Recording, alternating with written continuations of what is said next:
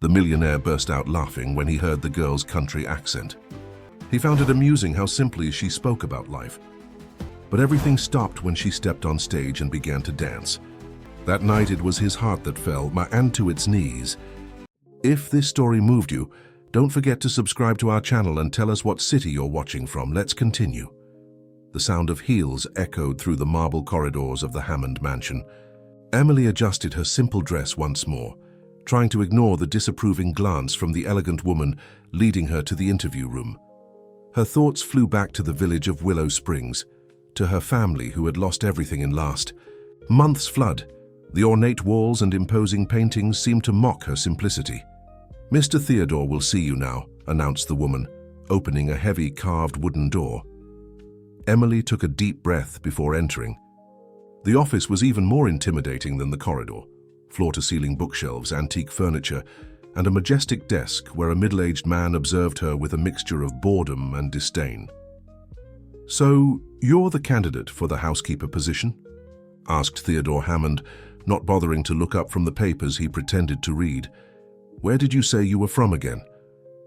"Willow Springs, sir," replied Emily, maintaining the upright posture her mother had always taught her. "I worked as—" "Willow Springs?" he interrupted, finally raising his gaze. An ironic smile formed on his lips. "That backwater in the countryside? And what makes you think someone from that place could work in my house?" Emily's accent, which she tried so hard to soften, seemed to grow stronger under the weight of that gaze. "I have experience with household management, sir. I took care of my family's home for years and—" "Ah, yes, you must have plenty of experience.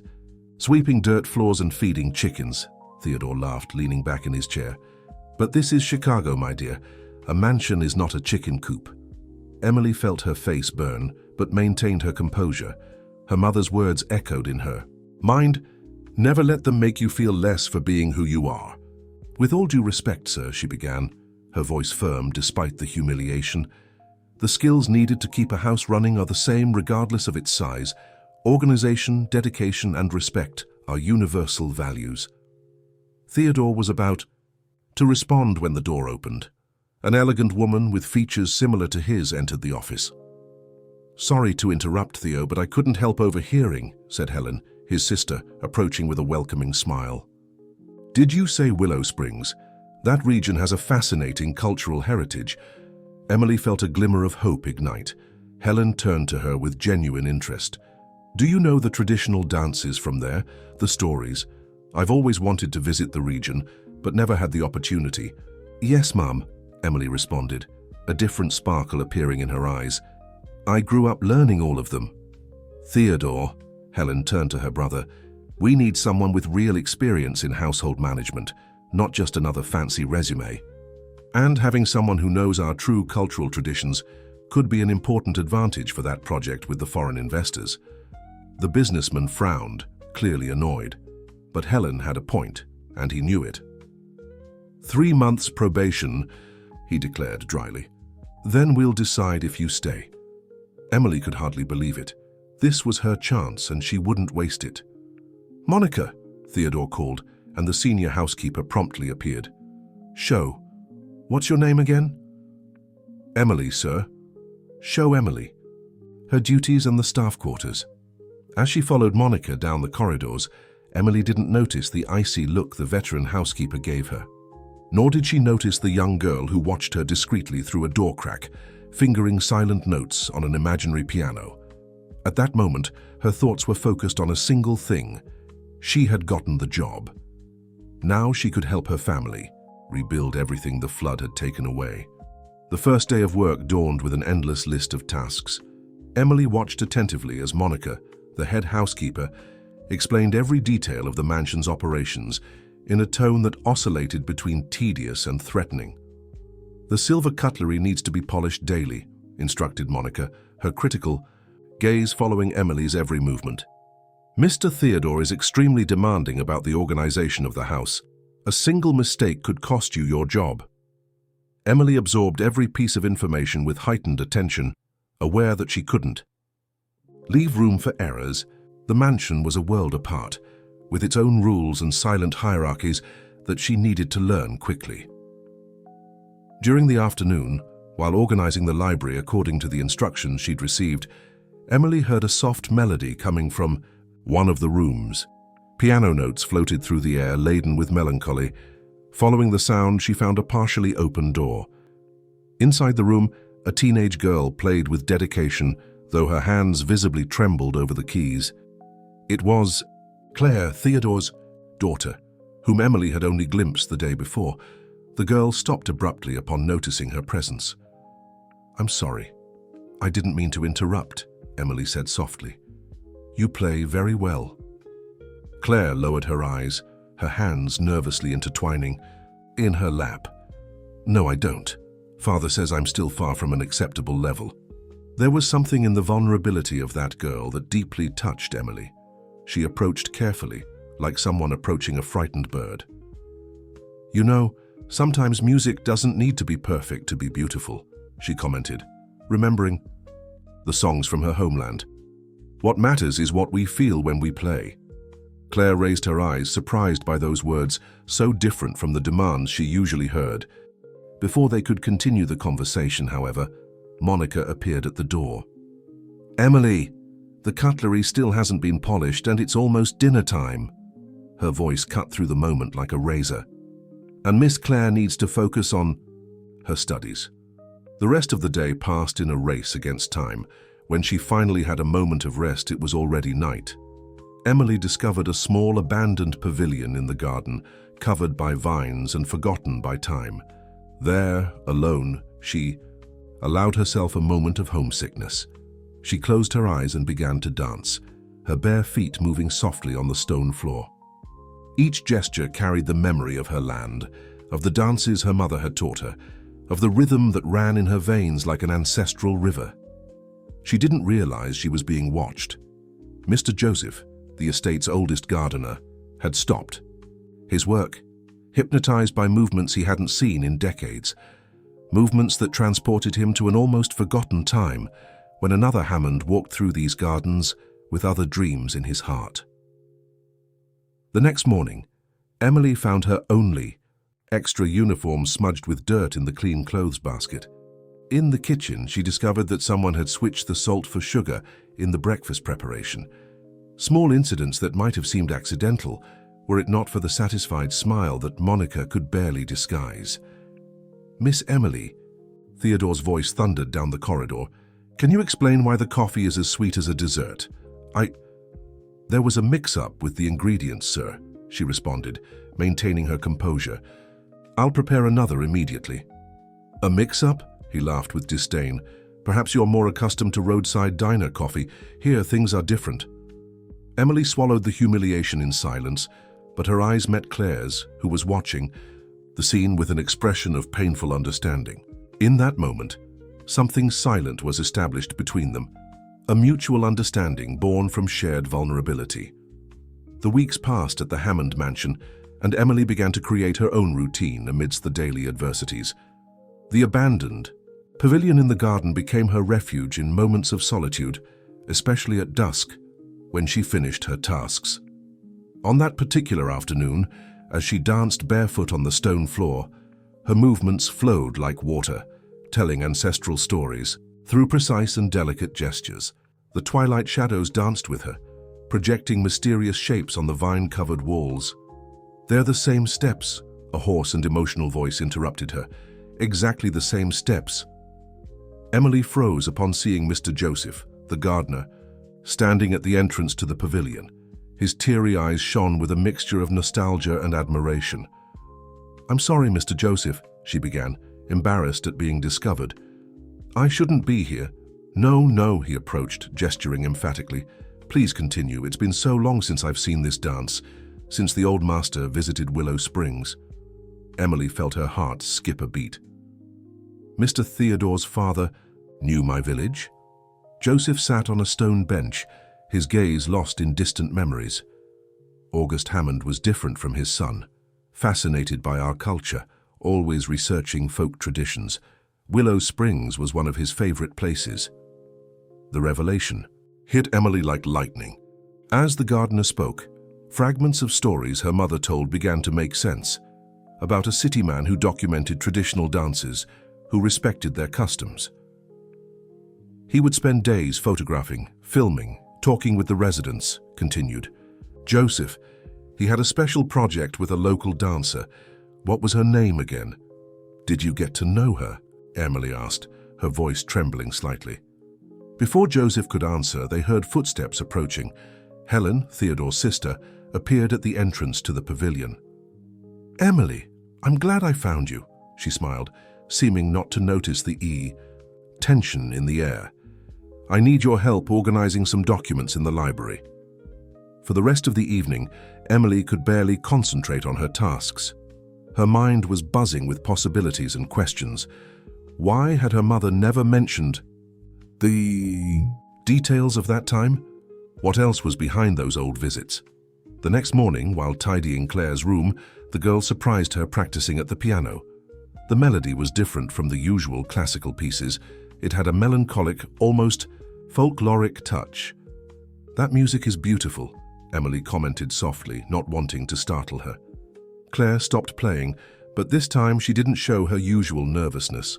It's an old composition I found in some sheet music, from Grandpa August. Your grandfather composed? He wrote down melodies he heard on his travels, Claire explained, her fingers gently caressing the keys. Father kept everything after. Grandpa after he passed, but he doesn't like me messing with these papers. Emily noticed a subtle change in Claire over the past few weeks. The girl was still shy, but seemed more at ease in her presence. Sometimes, when she thought no one was looking, she even attempted a smile. You know, Claire continued hesitantly, there's a room in the library, full of old boxes. I think there are more sheet music there, and other things of Grandpa's. But it's always locked. Emily's heart accelerated. A locked room with old documents. Before she could ask more, Monica appeared at the door, her gaze sharper than ever. Miss Claire needs to prepare for her piano lesson, she announced with false sweetness. And Emily, Mr. Theodore wants to see you in his office, now. On her way to the office, Emily noticed something different in the behavior of the other staff. Whispers ceased when she approached, gazes quickly averted. Monica had been especially busy in recent days, talking in dark corners with a satisfied expression. Theodore was waiting for her with his usual expression of displeasure. On his desk was a small antique jewelry box, which Emily immediately recognized. It had been kept among her personal belongings. Can you explain how this ended up among the family's valuables? He asked, his voice as cutting as ice. Emily felt her blood freeze. The box had been a gift from her mother, one of the few things she had managed to save from the flood. How had it ended up there? Sir, this box belongs to me, she responded, firmly. It was in my room among my personal things. Monica found it with the family jewels during the weekly cleaning, he countered. Do you really expect me to believe that such a refined piece belongs to someone like you? Emily held the jewelry box with trembling hands, while Theodore observed her with growing distrust. The situation was delicate. How to explain the sentimental value of that object without revealing her suspicions about the past. This box belonged to my mother, she began, choosing her words carefully. It's one of the few mementos I managed to bring from Willow Springs. Your mother? Theodore laughed with disdain. And how would a countrywoman have access to a clearly European piece? At this moment, Helen entered the office, drawn by the discussion. Her eyes widened upon seeing the object in Emily's hands. That box, Helen murmured, approaching to examine it better. Theodore, don't you recognize it? It was from Father's special collection. The businessman frowned, his expression oscillating between confusion and irritation. What are you saying, Helen? Father used to give pieces from his collection to folk artists, Helen explained, gently touching the box's carvings. He believed that true art knew no social barriers. Emily felt her heart race. So the box really did have a connection to the Hammonds. Her mother had never revealed its origin, only saying it was her most precious possession. This is ridiculous, Theodore cut in, standing up. I'm calling the police. No, Helen intervened with unusual firmness. Theodore, think about it. If this young woman has the box, there must be an explanation. Father had a special project in Willow Springs, remember? The businessman stopped, a shadow crossing his face. I don't want to talk about that. Claire, who had followed her aunt to the office, observed everything from the door with attentive eyes. Her gaze met Emily's, silently transmitting a message of support. "Sir," Emily took a deep breath, "I can prove the box belongs to me. There's an inscription on the base in cursive writing. And inside..." Before she could continue, a commotion in the corridor interrupted the tension. The butler entered hurriedly, announcing the arrival of the foreign investors, a week earlier than expected. "Impossible!" Theodore exclaimed, his face paling. "The cultural presentation isn't ready. Nothing is prepared." Helen took advantage of her brother's distraction. "Emily, take the box back to your room. We'll resolve this later." As she left, Emily heard fragments of the conversation about the investors, something about cultural authenticity and American traditions. Theodore seemed especially nervous about the early visit. Back in her room, she examined the box with a new perspective. The inscription on the base, which her mother always said was special, gained another meaning: to keep memories that time cannot erase. A.H. At night, unable to sleep, Emily returned to the pavilion. This time she wasn't alone. Claire was waiting for her there, holding some yellowed pages. "I found this hidden among the old sheet music," the girl whispered, handing over the papers.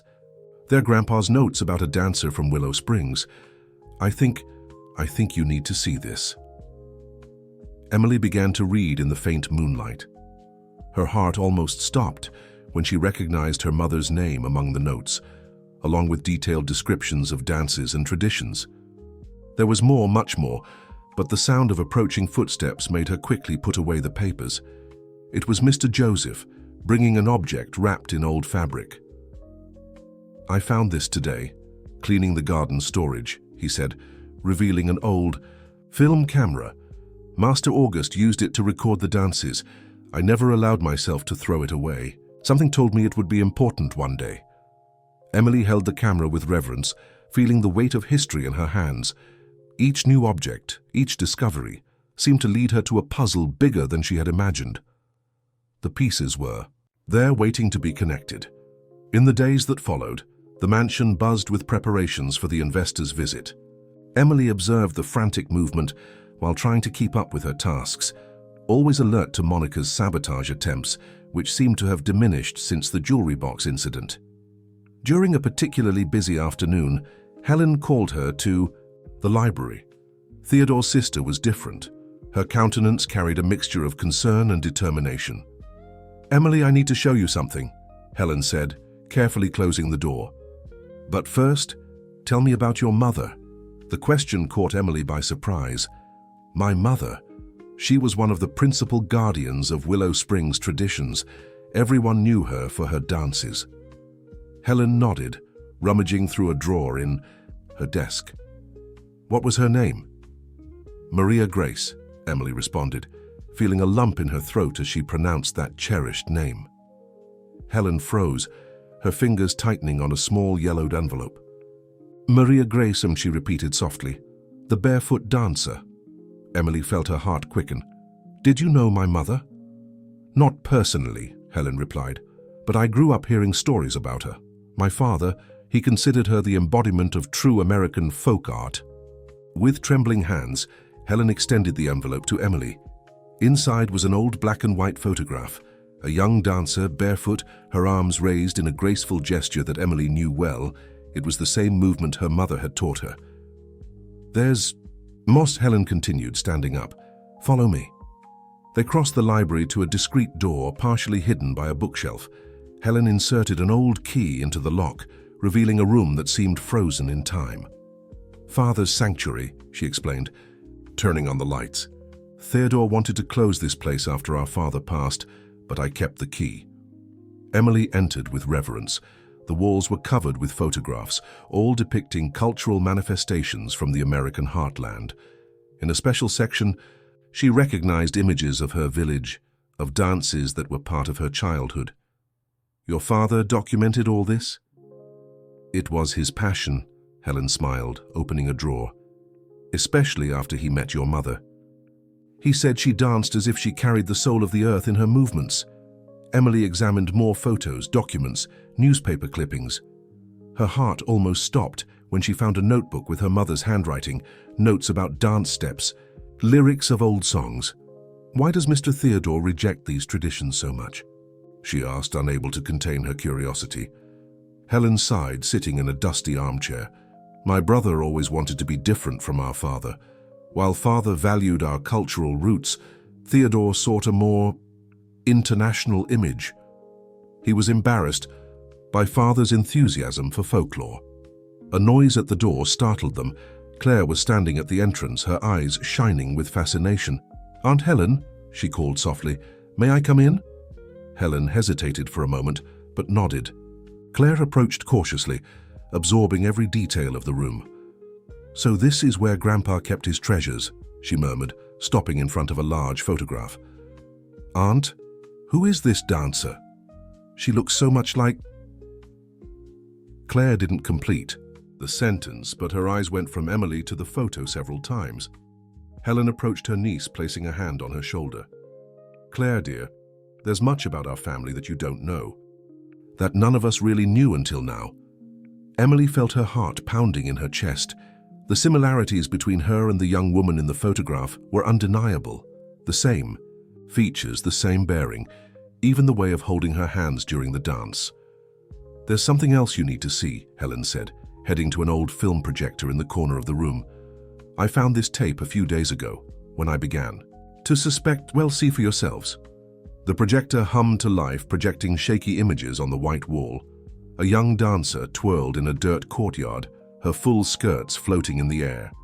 Next to her, an elegant man tried to follow her steps, laughing openly. "Grandpa!" Claire exclaimed, recognizing the male figure. But Emily could barely breathe.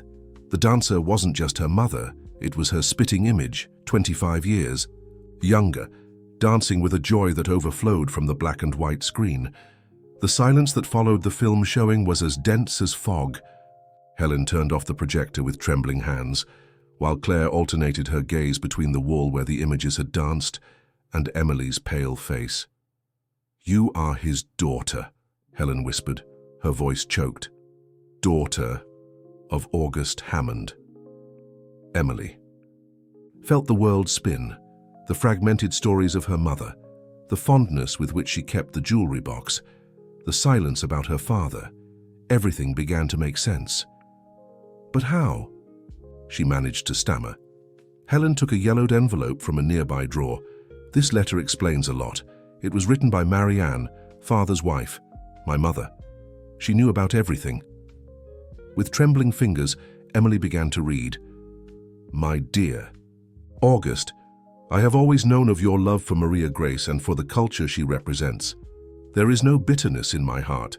On the contrary, your passion for folk art, for dance, for the music of our land has only increased my respect for you. I know about the child that is to be born. Maria came to me, concerned about the future. I promised to help her in whatever way necessary, but she refused any material assistance.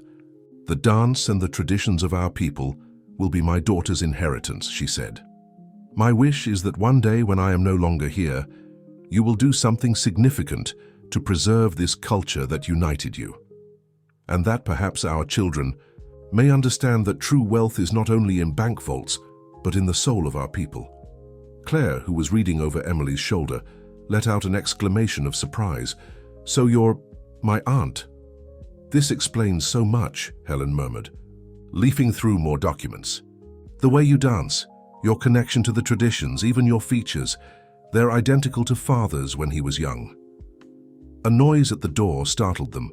Theodore was standing at the entrance, his face a mask of shock and disbelief. "What are you doing here?" he asked, his voice trembling with contained anger. "This room should be locked." "Theodore," Helen stepped forward, "we need to talk. About father, about Willow Springs, about Emily." "No," he cut in, raising his hand. "I don't want to hear any more about this. This room should have been emptied years ago. All these folkloric nonsense." "Nonsense?" Claire's voice sounded surprisingly firm. "Grandpa didn't think they were nonsense, and look at Emily. She carries our history, our blood." Theodore staggered as if he had taken a blow. His gaze swept the room, the photographs, the documents, the evidence of a life he had tried to bury. "The investors arrive in 3 days," he finally said, his voice strangely controlled. "We don't have time for this now. Emily, return to your duties. Helen, lock this room." But before anyone could move, music began to play. Claire had sat at the piano in the corner of the room, an old instrument that Emily hadn't noticed before. The melody was the same one the girl had been practicing days ago, but now it had something different. "This music," Theodore murmured, his face softening for an instant. "Father composed it after one of his trips to Willow Springs." "And Emily knows the lyrics," Claire said without stopping playing. "I heard her humming it the other day while tidying my room." All eyes turned to Emily. She closed her eyes, letting the melody envelop her, and began to sing softly. It was a song about deep roots, about the strength of the earth and the magic of dance, a song that her mother used to lull her with on stormy nights. The music ceased, leaving a silence, laden with emotion in the room. Theodore remained motionless, his face a battle between pride and memory. For a moment it seemed he would say something, but he only turned on his heels and left, slamming the door. Helen sighed deeply. "He's always been like this. He flees when emotions become too intense." "How can father be so blind?" Claire questioned, her hands still on the piano keys. "We have an incredible artist in our family, someone who carries our true traditions, and he wants to pretend none of this exists?" Emily felt the weight of those words, family, a word that always had a special meaning for her, and which now gained new dimensions. "The investors," Helen murmured, almost to herself. "Perhaps that's the key." "What do you mean, Aunt?" "They come from a European company focused on cultural authenticity," Helen explained, her eyes shining with an idea. "In the last negotiations, they made it clear they're tired of superficial representations of American culture. They want something genuine, profound." Emily remembered the nervous conversations she had heard in the corridors about the cultural presentation that Theodore was planning, something with professional performers and artists hired from an agency. "Miss Helen," she began hesitantly, "may I suggest something?" Before she could continue, they were interrupted by urgent knocks on the door.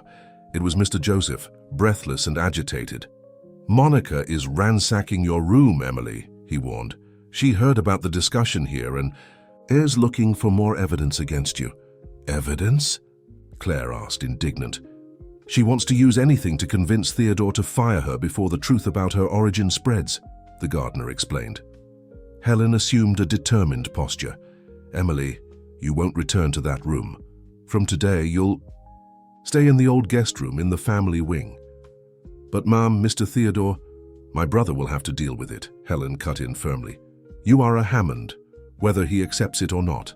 As they collected Emily's belongings, under Monica's furious glares, Claire didn't leave her side. The girl seemed to have blossomed since the discovery, as if the weight of the family secret had been replaced by a new purpose. "Can you teach me?" Claire asked while helping organize the new room. "The dances, the songs, I want to learn everything." Emily smiled, remembering how her mother had taught her. "Of course I can, but you already have your own gift, music. Perhaps we can create something together." The idea seemed to illuminate Claire from within. She ran to the piano that was in the room. All the main rooms of the mansion had one, although most had remained silent for years. "Remember that melody Grandpa composed? I've been practicing a variation. What if we combined it with your dance? Movements?" Emily closed her eyes, letting the music flow. Her feet began to move naturally, weaving steps that seemed written in her DNA. It was as if, at that moment, all the generations of dancers in her family were dancing with her. Helen, who was observing from the door, had tears in her eyes. "It's exactly as Father described in his diaries. Dance as a bridge between worlds, between past and present." The sound of raised voices in the corridor brought them back to reality. Theodore was arguing with someone. "What do you mean they moved the visit to tomorrow?" His voice thundered. "The cultural presentation isn't ready. Nothing is prepared." "Mr. Wang and Mr. Schmidt just confirmed," answered his secretary's trembling voice. "They said they prefer to see everything in a more authentic manner." The panic was palpable in Theodore's voice. Years of negotiation, millions in investments, all depended on this visit. And now, his carefully elaborated plan to present an America for export was crumbling. Helen exchanged a significant look with Emily. "I think it's time to show the true soul of this house." "But how?" Emily asked. "Mr. Theodore will never allow—" "He doesn't need to allow it," Claire interrupted, her eyes shining with determination. "Not yet. First, let's show the investors what is genuine. After that, father won't have a choice but to see the truth that's in front of him." Emily felt a shiver run down her spine. It was as if the spirit of her mother, of August Hammond, and of all those who had kept the traditions alive, converged in that moment, whispering the same advice. Some truths need to be danced to be understood. The Hammond mansion transformed into a whirlwind of activity. While Theodore locked himself in his office, making frantic calls to try to reorganize the cultural presentation, Helen put her own plan into action. "The main hall is practically ready for the investors," she explained, leading Emily and Claire through the preparations. "But there's something they need to see first." The three headed to the secret room in the library. Helen began to carefully select photographs, documents, and most importantly, the films that August had made in Willow Springs. "We'll set up a small exhibition in the corridor that leads to the hall," she continued. "When the investors arrive, they'll be greeted by this visual story, even before they enter the main presentation." Claire, who had taken on the task of restoring the old sheet music, looked up from the piano. "And the music? Can we use Grandpa's compositions?" "Even better," Helen smiled. "We'll use your new version, Claire, the one you created inspired by the original melody." Emily observed the transformation of the space, with a mixture of emotion and apprehension. Each hung photograph was a piece of her history, each musical note an echo of her roots. Mr. Joseph entered carrying something covered with an old fabric. "We found more tapes in the garden storage," he announced. "And also this." He uncovered the object, revealing an old dance dress, delicately embroidered with traditional motifs. "It was your mother's," he explained to Emily. "Master August had it specially made for her, combining the finest tailoring with the patterns of Willow Springs." Emily touched the fabric with reverence. It was as if she could feel her mother's energy pulsing through the embroidery. "It's perfect," Helen declared. "Emily, you should wear it tomorrow." "But what if Mr. Theodore interferes?" "Leave my brother to me," Helen responded with a determined gleam in her eyes. "It's about time he faced the past he tries so hard to deny." Monica, who was passing through the corridor, stopped upon seeing the movement. Her face contorted into a mask of contempt when she recognized the dress. "You can't be serious," she protested. "Using this country outfit for the investors." "Monica," Helen turned calmly, "I suggest you focus on your own duties. And remember, Emily is a Hammond. The treatment you dispense to her directly reflects on our family." The housekeeper paled, but before she could respond, Claire began to play. The melody, now more developed, filled the environment with a unique energy. It was traditional and contemporary at the same time, familiar and surprising. Emily felt her body responding instinctively to the music. Without realizing it, she began to dance, her mother's dress floating in her arms like wings. "That's it!" Claire exclaimed without stopping playing. "The music and the dance together, it's as if we're telling a story without words." Helen observed the scene with tears in her eyes. "It's exactly what Father always said. True art needs no translation." The sound of heavy footsteps in the corridor announced Theodore's approach. Emily froze, but Claire continued playing, though more softly. Theodore stopped at the door, his gaze sweeping over the transformation of the space. For a moment, something in his eyes softened upon seeing the dress in Emily's hands. "The investors arrive at 9, he finally said, his voice controlled. "I hope you know what you're doing." After his departure, Helen smiled. "He didn't tell us to stop, it's a start." Night fell over the Hammond mansion, but the work continued. While the city slept, a new story was being woven in the corridors of that house. A story of reconciliation between past and present, between tradition and modernity. In the garden pavilion, Emily rehearsed until late, her movements illuminated by the moon. Claire accompanied her on the piano, her notes floating through the night like a musical prayer. And in the shadows, without anyone noticing, Theodore observed, fighting against memories that insisted on awakening. Morning arrived, with a different energy at the Hammond mansion. The corridor leading to the main hall had been transformed into a living gallery of memories. Old photographs silently told the story of a love for American folk culture. Documents revealed August's dedication to preserving traditions, and Claire's piano, strategically positioned, awaited the right moment. Emily, in her old room in the staff wing, prepared herself with care. Her mother's dress fit her body perfectly, as if it had been made for her. Each embroidery told a story, each detail carried a special meaning. "You look identical to her," said Mr. Joseph, who had brought some flowers from the garden. "Your mother used to wear jasmine in her hair when she danced." With trembling hands, Emily accepted the flowers. As she pinned them in her hair, she observed her reflection in the mirror. It was like seeing an old photograph coming to life. Helen entered the room hurriedly. "The investors arrived earlier. They're at the main entrance with Theodore." Emily's heart raced. Through the window, she could see 2 luxurious cars parked at the entrance of the mansion. Theodore, impeccable in his suit, gestured as he conversed with a group of executives. "Is everything prepared?" Emily asked, adjusting her dress one last time. "Claire is already positioned at the piano. The exhibition is ready," Helen confirmed. "Now we just need to—" A scream interrupted the conversation. It was Monica standing at the door with an expression of horror. "The projector!" she exclaimed. "Someone damaged the projector from the secret room." Helen paled. The video of August dancing with Maria Grace was a fundamental part of the plan, the visual proof of the connection between the two families. "It must have been during the night," Mr. Joseph commented, examining the equipment. "Someone cut the internal wires." Emily felt a tightness in her chest. Without the video, an important part of the story would be lost. How could they make the investors, and especially Theodore, understand the depth of that connection? "We don't have time to fix it," Helen murmured, checking her watch. "We'll have to adapt the plan." Downstairs, the voices were approaching. Theodore was leading the investors through the corridor transformed into a gallery. "As you can see, my family has always had an interest in folk culture."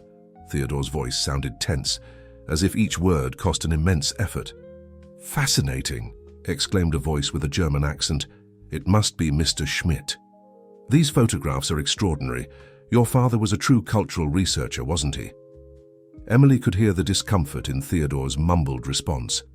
The voices continued approaching, and now Claire began to play, softly at first, like a breeze that gradually gains strength. "What an intriguing melody," commented another voice, probably Mr. Wang. "It doesn't seem like a common classical piece." "It's an original composition," Helen intervened, descending the stairs to join the group.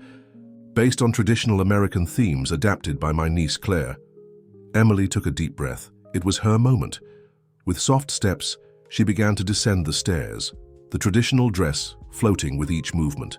Claire's music gained more body, transforming into the melody that August had composed in Willow Springs. The investors stopped, mouths agape. Mr. Wang adjusted his glasses as if wanting to make sure of what he was seeing. "Extraordinary," he murmured.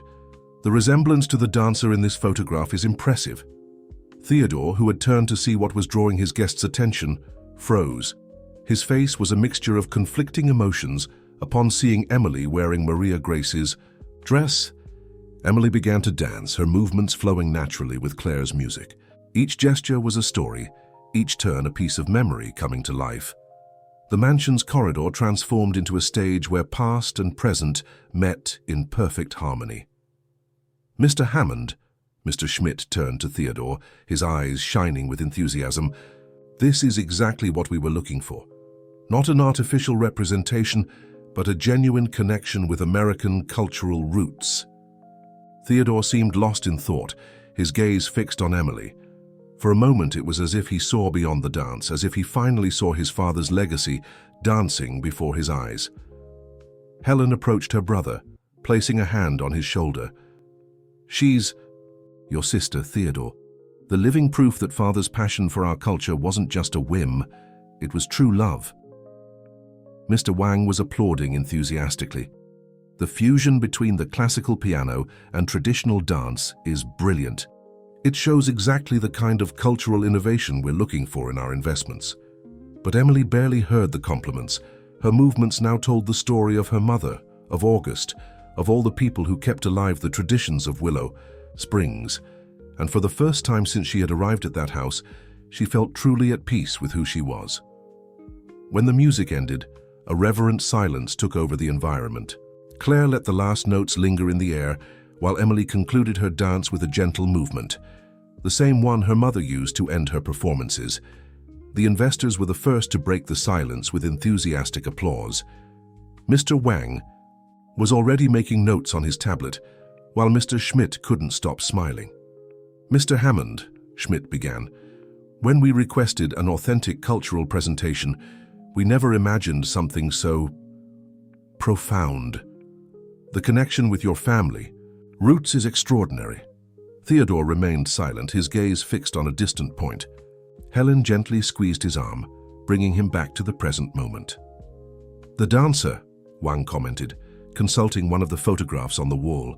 "She is my mother," Emily completed softly, approaching. "Maria Grace, from Willow Springs." "The greatest dancer our region has ever known," added Mr. Joseph, who observed everything discreetly, "and great love of the old master, August Hammond." The investors exchanged significant looks. Wang turned to Theodore with an understanding smile. "You know, Mr. Hammond, when we began our search for partners in America, we weren't just looking for business opportunities. We wanted to find companies with soul, with a true story to tell." Claire, who had joined the group, held Emily's hand. The two shared a knowing smile. The music and dance had created between them a bond that went beyond family revelations. "Theodore," Helen called softly, "I think it's time." Her brother finally seemed to awaken from his trance. He took a few steps toward Emily, his face a mask of contained emotions.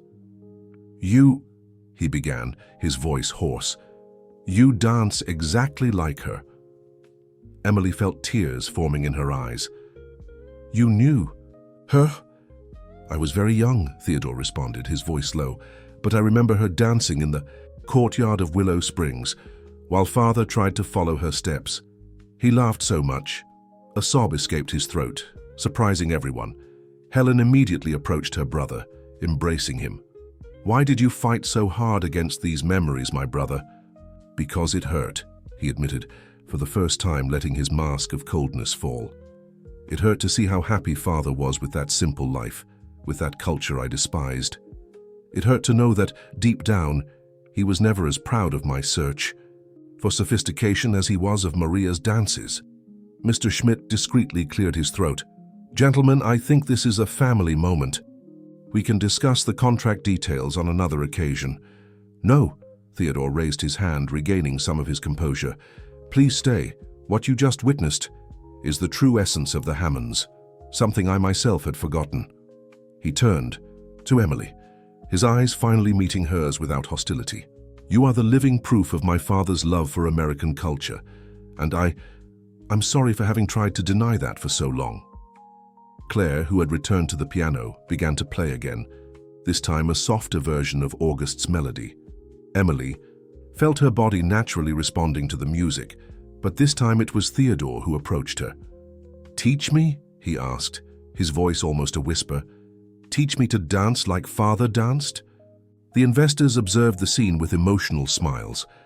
Wang was already making plans for a documentary about the family history, while Schmidt discussed with Helen the possibility of transforming part of the mansion into a cultural center.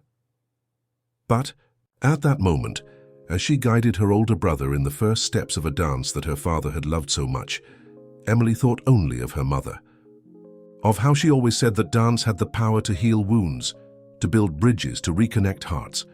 The weeks that followed the presentation brought profound changes to the Hammond mansion. The agreement with the investors was enthusiastically closed but with a special condition. Part of the investment should be destined for the creation of a cultural center on the property. It's a unique opportunity, Helen explained during a family meeting in the library. We can transform the entire East Wing into a space dedicated to American folk traditions. Emily observed the architectural drawings spread on the table. The old ballroom would be converted into a multi-purpose space for presentations. The garden pavilion would gain an adequate structure for dance classes, and August's secret room would transform into a living museum. What do you think? Theodore asked, surprising everyone by seeking Emily's opinion. You know better than anyone the needs of such a space. The change in Theodore's behavior was notable. Although he still maintained his formal posture, there was a new softness in his manner, especially with Emily and Claire. I think we need to think beyond presentations, Emily responded, approaching the drawings. In Willow Springs, culture wasn't something that happened at specific moments. It was part of daily life of people's lives. Claire, who was scribbling ideas in her music notebook, looked up excitedly. What if we created an artistic residency program? We could bring masters of folk culture to spend time here, teaching and sharing their traditions. The idea was met with general enthusiasm. Even Monica, who was participating in the meeting at Theodore's request, seemed interested. Since the revelation about Emily's true identity, the housekeeper had adopted a more reserved posture, as if reevaluating her own attitudes. We can start with a festival, suggested Helen, something to mark the inauguration of the space and honor Father's memory. And my mother's, Emily added softly. She always dreamed of seeing the traditions of Willow Springs reaching new audiences. Theodore rose from his chair, walking to the window that overlooked the garden. You know, last night I found more of Father's documents. He had plans for something like this, but never had the chance to realize them. Why? Claire asked. Curious. Because I prevented him, Theodore admitted, his voice laden with regret. When I took over the company's presidency, I convinced the board that investing in folk culture would be detrimental to our international image, that we needed to appear more sophisticated. The silence that followed his confession was broken by the soft sound of the piano. Claire had sat at the instrument and begun to play the melody that everyone now knew so well. It's not too late to realize his dream, Emily said, approaching her brother. In fact, perhaps this is exactly the right moment. Mr. Joseph, who had just entered the library carrying more old plans of the mansion, smiled at the scene. You know what Master August always said? That true sophistication is in knowing how to honor your roots. Helen began to organize the documents into folders. The architects can start the work next week, but first we need to make a complete inventory of Father's collection. I can help with that, Monica offered, surprising everyone. I know every corner of this house and, well, perhaps it's time to use that knowledge to build, not to destroy. Emily felt a wave of emotion seeing how the people around her were transforming. It was as if the dance had awakened something dormant, not only in Theodore, but in everyone who inhabited that house. There's something I've been thinking about, Claire commented, her fingers still dancing over the keys. The music that Grandpa composed, it wasn't just about the dance, it was about union, about how different traditions can meet and create something new without losing their essence. Theodore approached the piano, observing his niece with a new gaze. You're right, and perhaps that's what this house should have always been, a place of encounters, of transformations, of reconciliations, Emily completed softly. The afternoon sun entered through the library windows, illuminating the photographs on the walls. Images of August in Willow Springs, of Maria Grace dancing, of a time when art knew no social barriers. It was as if the very environment celebrated the changes that were to come. Emily, Theodore called, his voice softer than normal, I think it's time for you to see Father's special safe. There's something in there that he left for your mother, something that now belongs to you. August Hammond's special safe was hidden behind a panel in the library, protected by an old combination lock.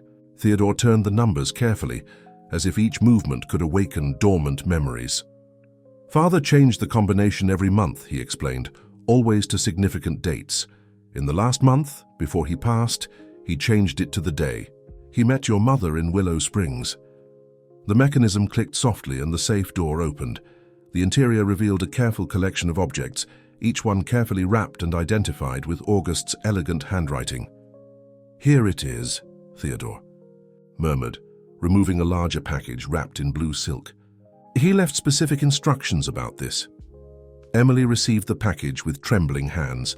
Upon unwrapping it, she found a leather-bound book, a diary.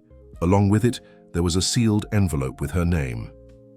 "Dear Emily," she read aloud, tears blurring her vision.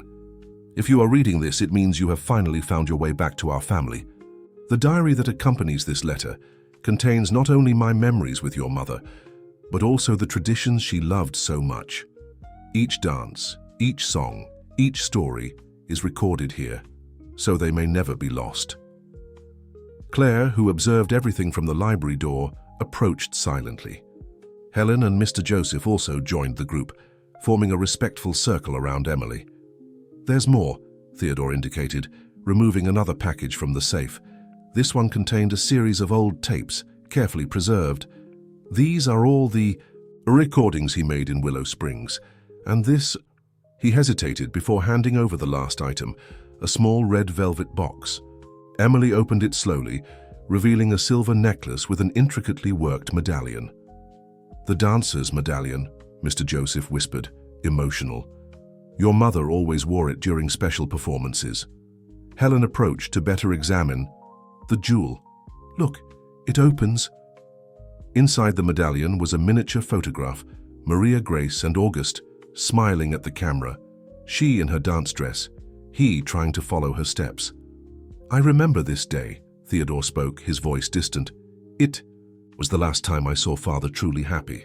After that you took over the company and began to distance him from everything he loved," Helen completed softly, with no accusation in her voice. "Out of fear," Theodore admitted.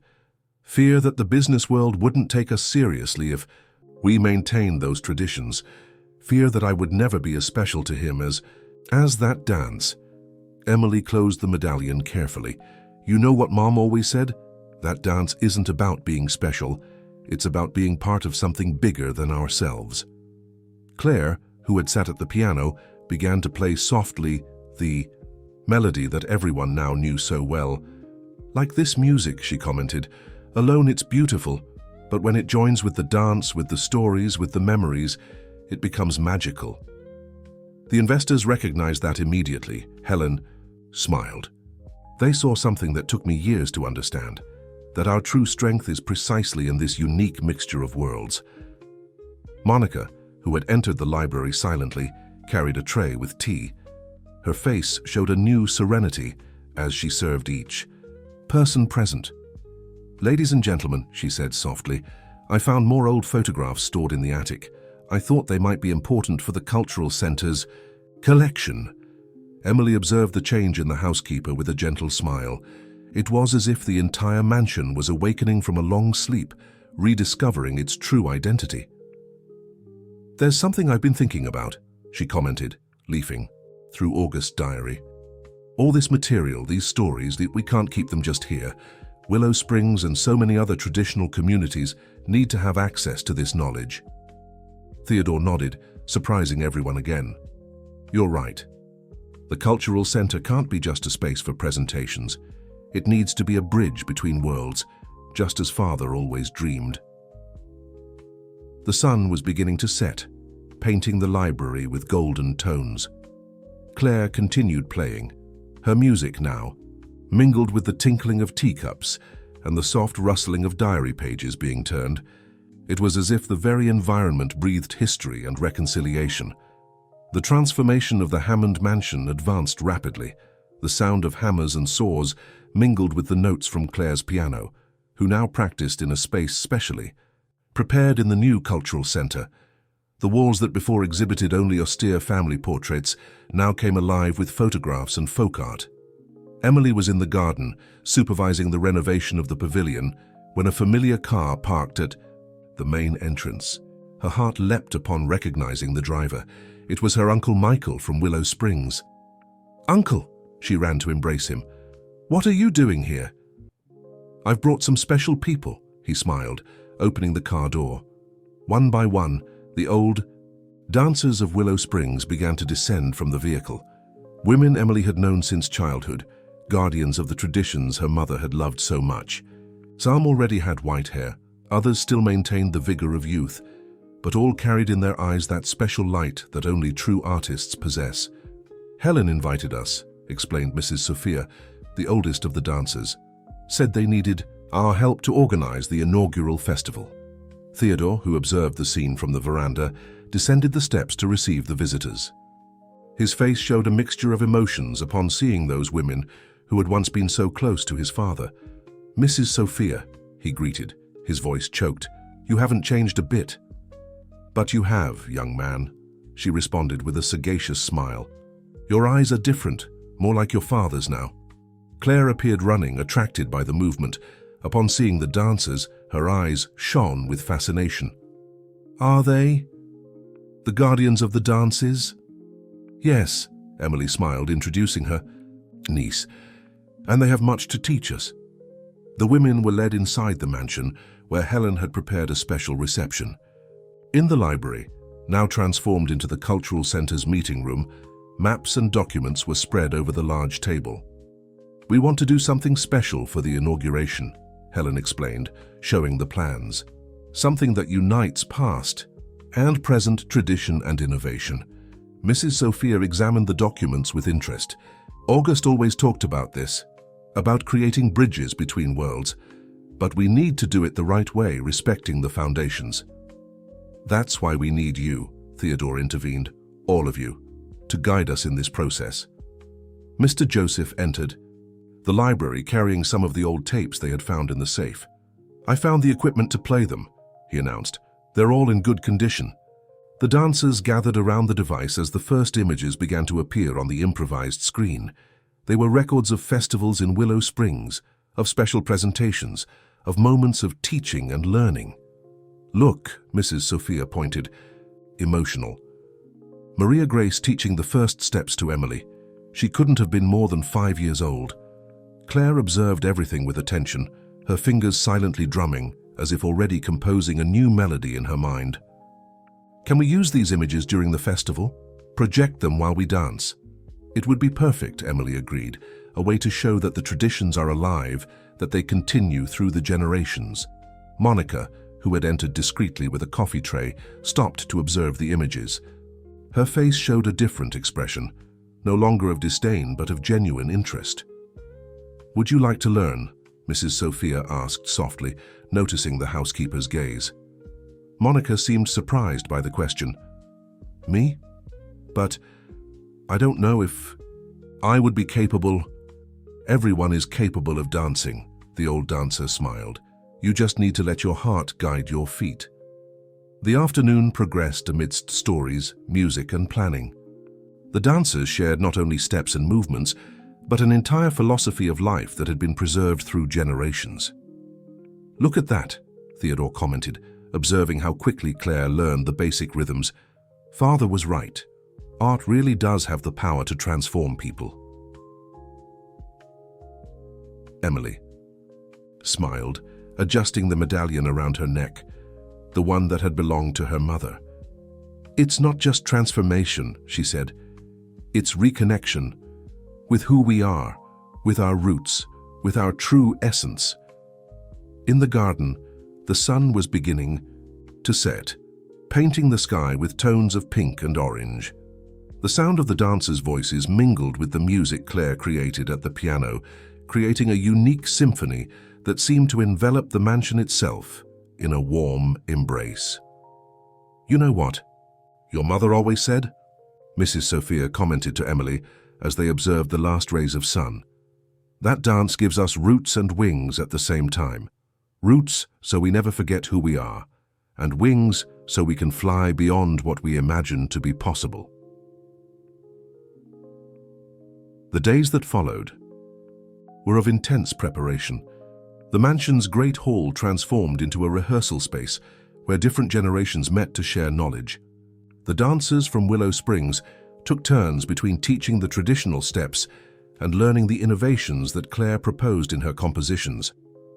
It's impressive how she manages to maintain the essence even while creating something new, commented Mrs. Sophia, observing how the young pianist incorporated elements of traditional melodies into her compositions. Emily, who was adjusting the positioning of a group of younger dancers, smiled to see Claire totally immersed in her music. Her niece had blossomed in recent weeks, her shyness giving way to a serene confidence that greatly resembled her grandfather. "Theodore," Helen called, entering the hall with some documents. "The journalists have started calling. The news about the festival has spread faster than we expected." Her brother, who was supervising the installation of the lighting system, came down from the ladder with a concerned countenance. "How many?" "At least 5 major outlets," she responded, "all interested in the family history, the connection with Willow Springs." "And the dances," added Mr. Wang, who had surprisingly arrived with Mr. Schmidt to follow the preparations. "In Europe, there's a growing interest in the preservation of authentic cultural traditions." Emily noticed the tension in Theodore's face. Despite his recent transformation, she knew he still struggled with the public exposure of a history he had tried to hide for so long. "We can use this to our advantage," she gently suggested. "Show how tradition and modernity can walk together, as Father always believed." "Your sister is right," agreed Schmidt, who examined with interest the historical panels already installed. "This isn't just a family story. It's an example of how culture can be a bridge between worlds." At this moment, Monica entered the hall hurriedly. "Ladies and gentlemen, I found something I think you need to see." Everyone followed her to the old music room, where a cardboard box had been discovered during the renovation. Inside were dozens of letters, all written by August Hammond. Their correspondences with folk artists from all over America, Monica explained, handling the documents with care. He maintained contact with masters of different traditions, planning something bigger. "The national project," Mrs. Sophia murmured, her eyes shining with recognition. August talked about this, creating a network of cultural centers, connecting traditional communities across the country. Theodore picked up one of the letters with trembling hands. "So this is what he wanted to do when he asked me to allocate part of the company's profits to cultural projects. And now you have the chance to realize that dream," Helen completed softly. Claire, who had followed the group, sat at the old piano in the room. Her fingers began to slide over the keys, creating a melody that seemed to dialogue with the memories that filled the environment. "You know what this means?" Emily asked, a special gleam in her eyes. "The festival can be just the beginning. We can use the company's structure to create a cultural foundation, expand the project to other communities." "Like a spider web," complimented Mr. Joseph, who was organizing the letters by date, each thread connecting a different point in the country, but all part of the same fabric. Mr. Wang was already making notes on his tablet. "The potential is immense. We could create international partnerships, cultural exchanges. But without losing the essence," Mrs. Sophia firmly warned. "The traditions need to be preserved in their purity, even when they dialogue with the new." Theodore observed the movement with a new gaze. It was as if each discovery, each new element, helped heal old wounds, fill voids that he didn't even know existed. "Emily," he called softly, "I think it's time we made a visit to Willow Springs. There are people there who deserve to know what we're building here." A smile illuminated his sister's face. "And there are stories there that we need to hear, places we need to revisit." "And music," Claire added excitedly, without stopping playing. "Imagine how many melodies we haven't discovered yet, how many dances." The afternoon sun entered through the windows of the music room, creating golden patterns on the floor. The sound of Claire's piano mingled with the animated voices discussing plans and possibilities, creating a symphony that seemed to cradle August Hammond's very dreams. The road to Willow Springs serpentined through verdant hills, each curve revealing more of the landscape Emily had left behind months ago. In the passenger seat, Theodore observed everything with new eyes, as if rediscovering a place he had long tried to forget. "There!" Claire pointed excitedly from the back seat, where she was squeezed between sheet music and a small portable keyboard. "That must be the church that appears in Grandpa's photos." Helen, who was driving, slowed down so everyone could better appreciate the view. The small village began to reveal itself in the valley, its colorful houses dotting the landscape like flowers in a wild garden. "It's different," Theodore murmured, more to himself than to the others. "More alive." Emily smiled, recognizing the changes. After the flood that had devastated part of the village, the community united to rebuild not only the structures, but also strengthen their cultural bonds. "That's the new cultural house," she pointed to a recently renovated building. The community transformed an old warehouse into a space for classes and presentations. When the car stopped in the central square, they were received by a small crowd. The news of their visit had spread quickly, and it seemed that the entire village was there to receive them. "Emily!" several voices shouted in unison, while children ran to embrace her. But it was the sudden silence that caught her attention. The village elders looked fixedly at Theodore, recognizing in him the features of August Hammond. "It's like seeing a ghost," whispered Mr. Jack, the village's old music teacher, just like his father. Theodore seemed uncomfortable with the attention but remained firm. Claire, perceiving her father's tension, took his hand and smiled encouragingly.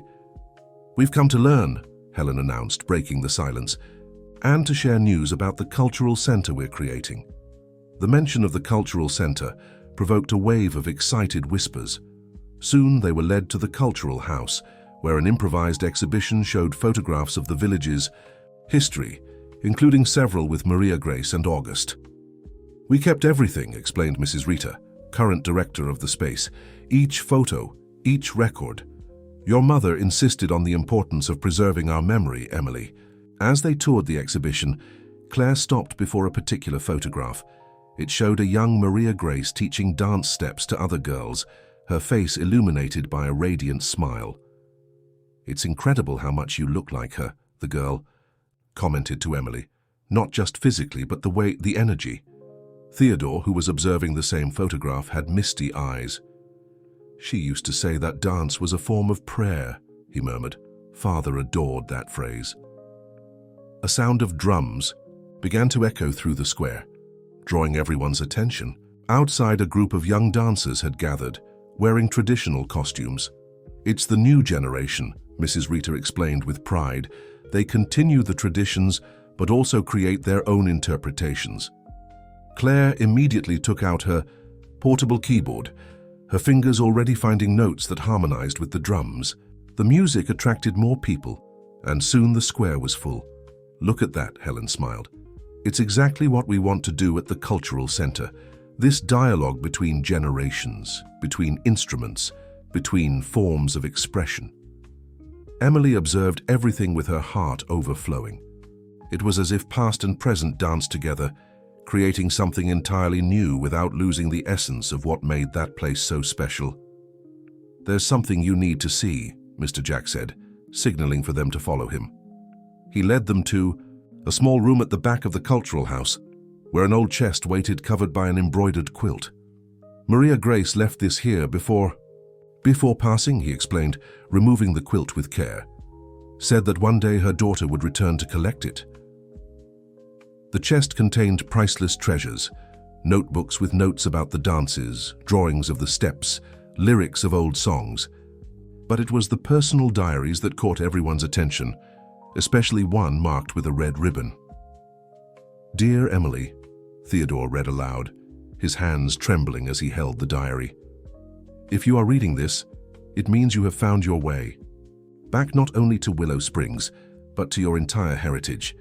Your father, August, and I shared a dream. That art could be a bridge between worlds, between classes, between hearts. Now this dream is in your hands."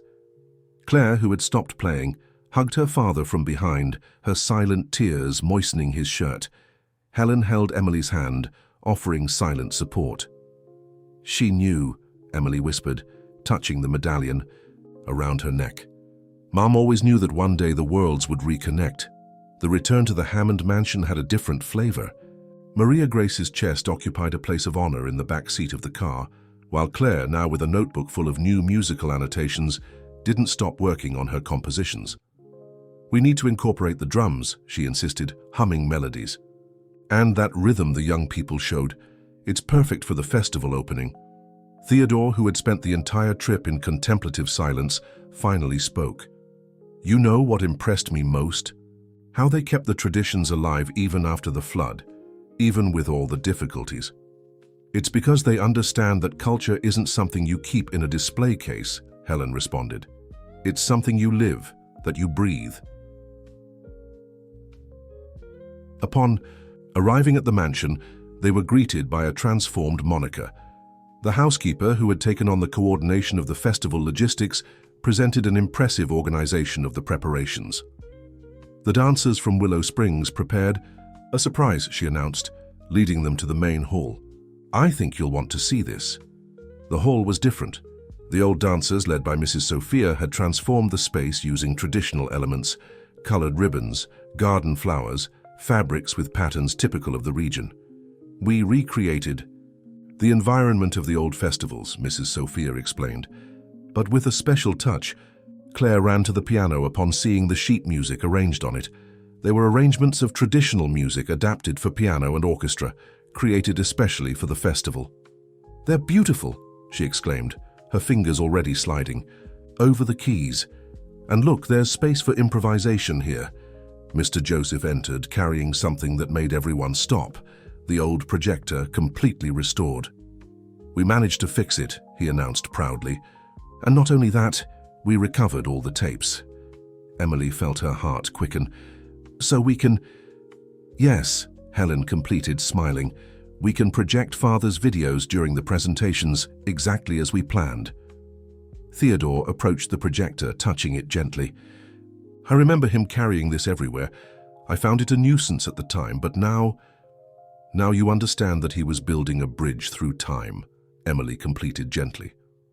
Mr. Wang and Mr. Schmidt, who had arrived for a meeting about the final details of the investment, observed everything with evident satisfaction. "This is extraordinary," Schmidt commented. "The way you are intertwining past and present, tradition and innovation, and maintaining authenticity," Wang added. "It's exactly what we were looking for." Claire, who continued experimenting with the new sheet music, suddenly stopped. "I had an idea," she exclaimed. "What if we started the festival with the music that Grandpa composed for Maria Grace, but then—" Her fingers returned to the piano, demonstrating how the traditional melody could transform, incorporating contemporary elements without losing its original essence. "It's perfect," Emily whispered, already feeling her body respond to the music. It's as if the two stories, that of the mansion and that of Willow Springs, finally met in harmony. Mrs. Sophia, who observed everything with misty eyes, approached Theodore. "Your father would be proud," she said softly. "Not just of the cultural center, but of seeing his children finally understanding the value of what he loved so much." The businessman swallowed hard, clearly emotional. "I took too long to understand," he admitted. "But now I know that Father was right, true. Wealth is not in bank vaults. It's in the vaults of the heart," Helen completed, embracing her brother. The sun was beginning to set, painting the hall with golden tones. Claire continued at the piano, now accompanied by some of the dancers who rehearsed their steps. Emily, wearing her mother's medallion, observed the scene with a serene smile. It was as if all the pieces of a puzzle finally found their places, not just in the history of the Hammond family, but in the great cultural tapestry that August had always dreamed of weaving. The eve of the festival transformed the Hammond mansion into a cultural anthill. Artists from various regions arrived at every moment, bringing instruments, traditional costumes, and stories that echoed through the centuries-old corridors of the house. Emily observed the movement from the veranda, absently adjusting the medallion around her neck. At her side, Claire made the final adjustments to the sheet music, her fingers drumming invisible melodies in the air. "Nervous?" the girl asked, looking up from her notes. "Anxious," Emily corrected with a smile. "It's as if the entire path I've traveled since arriving here was preparing me for this moment." The sound of laughter caught her attention. In the garden, Theodore was trying to learn the basic steps of a traditional dance with Mrs. Sophia. His face, previously always so serious, now illuminated with genuine joy at each successful movement. "I've never seen Dad like this," Claire commented, observing the scene. It's as if he finally freed himself from something. Helen approached, carrying an old box. Look what I found in Father's last documents, she said, removing a yellowed envelope. They're notes about the festival he wanted to hold here 25 years ago. The three bent over the papers. August's plans were surprisingly similar to what they were about to realize, a celebration that would unite different cultural expressions under the same roof. He was way ahead of his time, Helen reflected. While everyone sought to separate high art from folk art, Father already saw how they could mutually enrich each other. Mr. Joseph appeared carrying more restored tapes. We found something special, he announced, his eyes shining with emotion. A recording of Maria Grace's last rehearsal here at the mansion. Emily felt her heart leap. Here Mom rehearsed here. It was shortly before. He hesitated, choosing his words carefully. Shortly before she returned definitively to Willow Springs, August had prepared a surprise for her, a special music he composed. Claire ran to the piano they had installed on the veranda. Would it be this one? She asked, softly playing the melody that everyone already knew so well. Exactly this one, confirmed the gardener, but there's a part of the music that nobody knew. Until now. Monica appeared on the veranda, carrying an old folder of sheet music. I found this stored with Mr. August's personal documents, she explained. It's the complete version of the composition. Claire took the sheet music with reverence, her eyes quickly scanning the notes. Suddenly, she gasped. This is incredible, she exclaimed, beginning to play. The familiar melody transformed into something even richer, with complex harmonies that seemed to tell a story of love and hope. The music was never finished, Helen explained, reading the notes. Father wrote that it would only be complete when the two families were united again. Emily felt tears in her eyes, and now we're here. Ready to complete the music, Claire added, without stopping playing.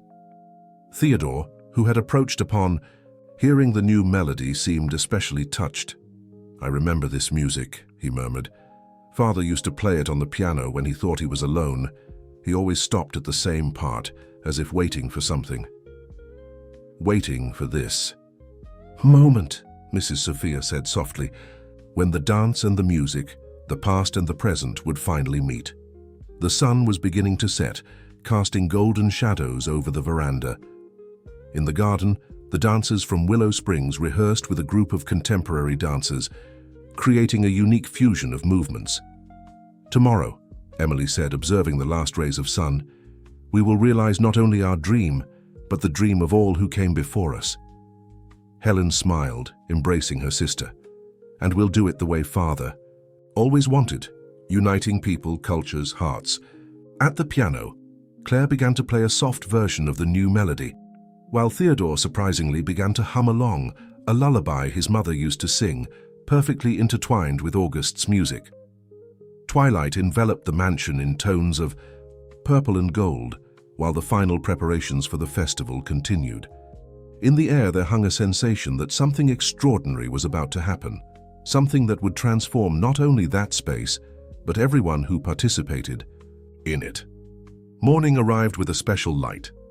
The first rays of sun found the Hammond mansion already in full activity, curtains being adjusted, instruments being tuned, final details being checked. Emily was in her room, wearing the dress her mother had worn so many years before. The fabric seemed to vibrate with memories, each embroidery telling a different story. In the mirror, she saw not only her reflection, but the echo of all the women who had danced before her. You look beautiful, Claire said from the door, already dressed in an outfit that blended traditional elements with contemporary touches. Just like in Grandpa's photo, the first guests were beginning to arrive. Journalists, cultural authorities, artists from different regions, and most importantly, entire families from Willow Springs and other traditional communities. The mansion, previously a symbol of social distance, now opened its gates to celebrate, precisely what it had tried to deny for so long. The investors have arrived, Helen announced, entering the room, and they've brought cultural representatives from various countries. Mr. Wang was especially excited. This is extraordinary, he exclaimed to whoever would listen. The way you integrated family history, cultural heritage, and artistic innovation, it's exactly the kind of project the world needs. In the main foyer, Theodore received the guests with a different dignity. He wore a traditional suit, but with embroidery details typical of Willow Springs, a silent symbol of his own transformation. "Welcome to the August Hammond Cultural Center," he announced, his voice carrying a pride he had never demonstrated before. Monica coordinated a team of staff with impressive precision, ensuring that every detail was perfect. Her old animosities had transformed into dedication to the project, as if she too had found her place in this new configuration. "It's time," Mr. Joseph announced, appearing with the restored projector. "Everyone is positioned." The lights in D. The main hall dimmed softly. On the wall, images began to dance, precious records of August Hammond documenting the traditions of Willow Springs. Maria Grace appeared at various moments, her grace and strength captured forever in black and white. Claire sat at the piano, her fingers finding the keys with renewed confidence. The melody began softly, like a distant memory, but grew, incorporating new elements while maintaining its original essence. And then Emily began to dance. Each movement was a story, each gesture a connection between past and present. Around her, the dancers from Willow Springs joined the presentation, creating complex patterns that intertwined with Claire's music. In the front row, Theodore observed with tears in his eyes. At his side, Helen held his hand, offering silent support. The moment they had so feared, the public exposure of their family history, had transformed into a celebration of reconciliation and rebirth. The projected images now showed August dancing with Maria Grace, their smiles frozen in time harmonizing perfectly with the live movements on the stage. Past and present danced together, creating something entirely new and deeply meaningful. "It's as if time doesn't exist," whispered an elderly lady in the audience. "As if all generations were dancing together." Claire, without losing the rhythm on the piano, began to incorporate the new elements of the recently discovered sheet music. The music grew, rose, transformed into something greater than itself, exactly as August had dreamed. And then, to everyone's surprise, Theodore rose from his seat. With hesitant steps at first, but increasingly firm, he joined the dance. The movements he had learned with Mrs. Sophia flowed naturally, as if they had always been there, waiting to awaken. The audience watched, hypnotized. It wasn't just a cultural presentation. It was the exact moment when a family, a community, a history found its truest voice. When the presentation ended, a reverent silence took over the environment. Claire let the last notes linger in the air, while Emily concluded her dance with a gentle movement, the same one her mother used to end her performances. The investors were the first to break the silence with enthusiastic applause. Mr. Wang was already making notes on his tablet, while Mr. Schmidt couldn't stop smiling. "Mr. Hammond," Schmidt began, "when we requested an authentic cultural presentation, we never imagined something so profound. The connection with your family roots is extraordinary." Theodore remained silent, his gaze fixed on a distant point. Helen gently squeezed his arm, bringing him back to the present moment. "The dancer," Wang commented, consulting one of the photographs on the wall. "She is my mother," Emily completed softly, approaching. "Maria Grace, from Willow Springs." "The greatest dancer our region has ever known," added Mr. Joseph, who observed everything discreetly, "and great love of the old master, August Hammond." The investors exchanged significant looks.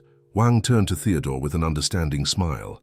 "You know, Mr. Hammond, when we began our search for partners in America, we weren't just looking for business opportunities. We wanted to find companies with soul, with a true story to tell."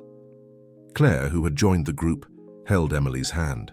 The two shared a knowing smile. The music and dance had created between them a bond that went beyond family revelations. "Theodore," Helen called softly, "I think it's time." Her brother finally seemed to awaken from his trance. He took a few steps toward Emily, his face a mask of contained emotions. "You," he began, his voice hoarse, "you dance exactly like her." Emily felt tears forming in her eyes. "You knew her?" "I was very young," Theodore responded, his voice low. "But I remember her dancing in the courtyard of Willow Springs, while Father tried to follow her steps. He laughed so much." A sob escaped his throat, surprising everyone. Helen immediately approached, her brother embracing him. "Why did you fight so hard against these memories, my brother?" "Because it hurt," he admitted, for the first time letting his mask of coldness fall. "It hurt to see how happy Father was with that simple life, with that culture I despised. It hurt to know that deep down he was never as proud of my search for sophistication as he was of Maria's dances." Mr. Schmidt discreetly cleared his throat. "Gentlemen, I think this is a family moment. We can discuss the contract details on another occasion." "No." Theodore raised his hand, regaining some of his composure. "Please stay. What you just witnessed is the true essence of the Hammonds, something I myself had forgotten." He turned to Emily, his eyes finally meeting, hers without hostility.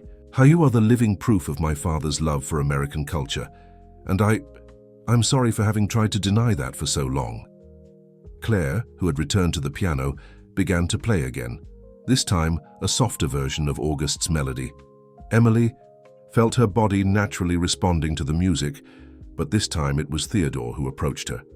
"Teach me," he asked, his voice almost a whisper. "Teach me to dance like Father danced." The investors observed the scene with emotional smiles. Wang was already making plans for a documentary about the family history, while Schmidt discussed with Helen the possibility of transforming part of the mansion into a cultural center.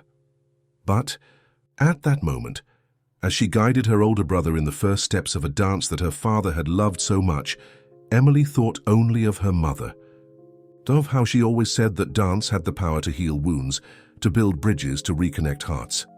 The main presentation had ended, but the festival was far from over. The audience, still emotional, spread through the various spaces of the mansion, where different cultural manifestations happened simultaneously.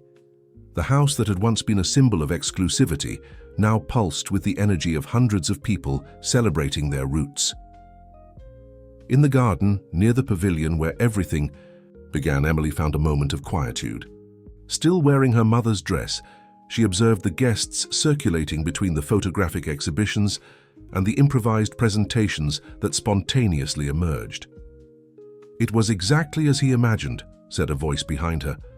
It was Theodore, still breathless from his surprise participation in the dance. "I found this in the archives this morning." He extended a yellowed envelope, inside which was a draft letter written by August.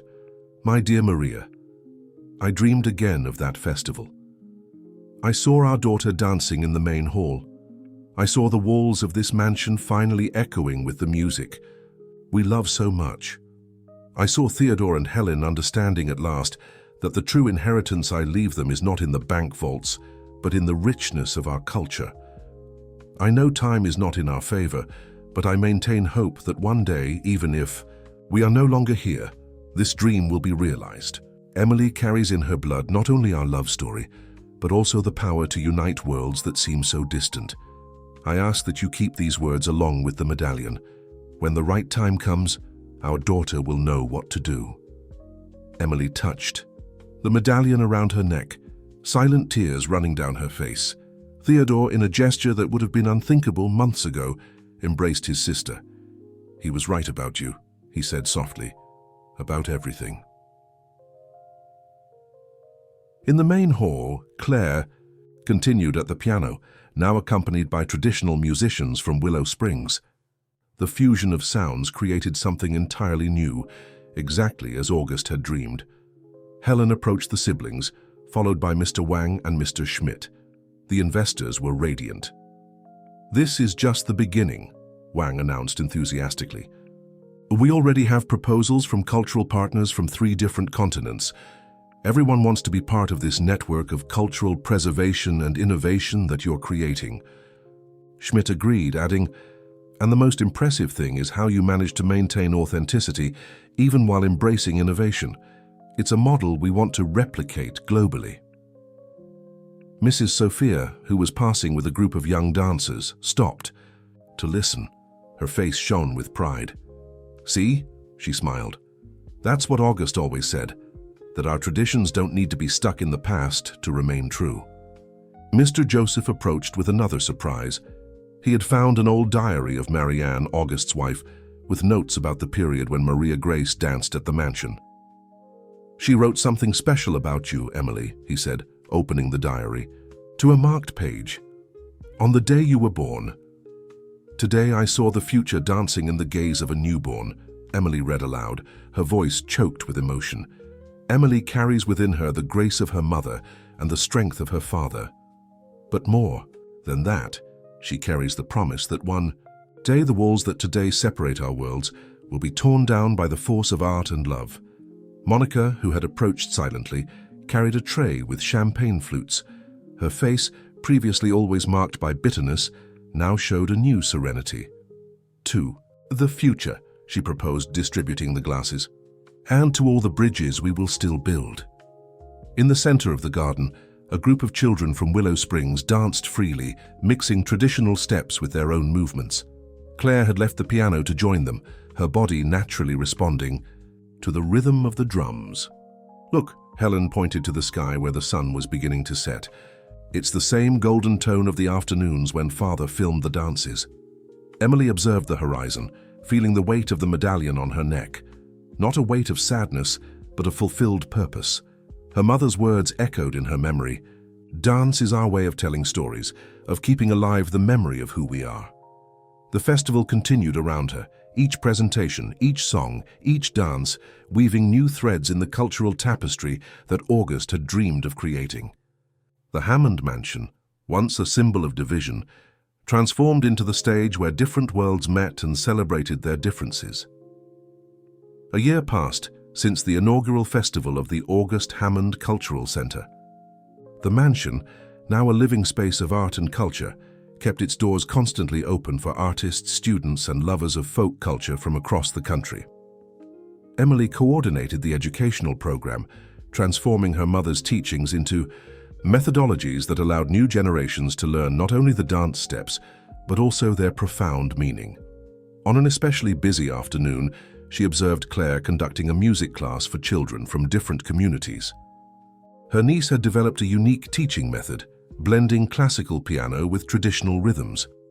"It's incredible how she's grown," commented Theodore, who now spent much more time at the cultural center than in his office at the company. "In every sense." It was true, Claire was no longer the timid and insecure girl from before. She had found her voice, both literally and metaphorically, and now helped other young people find theirs. "Father would be proud," Helen smiled, approaching with some documents, especially of this. She showed the papers. They were reports on the project's expansion. The cultural center model was being replicated in other cities, creating a network of spaces dedicated to the preservation and renewal of American folk traditions. "Willow Springs will be next," Theodore announced with pride. "We'll restore the old cultural house and expand it, following Father's original project." The sound of drums drew everyone's attention. In the garden, Mrs. Sophia conducted a rehearsal with dancers of different generations. Among them was Monica, who had discovered a surprising talent for traditional dances. "Who would have thought?" Emily smiled, observing the former housekeeper now completely integrated into the spirit of the place. Mr. Joseph, who continued taking care of the garden with the same love as always, had created a special space dedicated to plants mentioned in the old songs of Willow Springs. "So that the stories have living roots," he explained to visitors. In the office that had once been exclusively Theodore's, now transformed into the cultural center's meeting room, a photograph occupied a place of honor. August and Maria Grace, dancing, their smiles frozen in time, transmitting a joy that now echoed throughout the mansion. "You know what moves me most?" Claire commented after finishing her class. "Seeing how people transform when they enter here. It's as if the music and dance awaken something dormant within them." Emily smiled, adjusting the medallion that never left her neck. "Mom always said that art has that power to reconnect us with who we really are." The last rays of sun entered, through the mansion's windows, creating golden patterns on the floor of the main hall.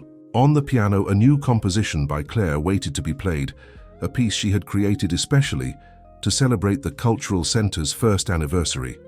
"It's time," Helen announced softly. Emily took her place in the center of the hall while the guests settled in. Claire began to play. It was August's music, but now complete, expanded, transformed, a celebration in the form of melody. And Emily danced, not just with her body, but with her history, with her memories, with all the love that had transformed that place. Around her, other people began to join the dance. Theodore, Helen, the children from the classes, visitors captured by the magic of the moment. It was more than a presentation. It was the materialization of August and Maria Grace's dream. A dream of union, of transformation, of bridges built through art. The Hammond mansion, which had once been a symbol of division and prejudice, now pulsed with the beats of different drums, with the sound of different voices, with the rhythm of different hearts.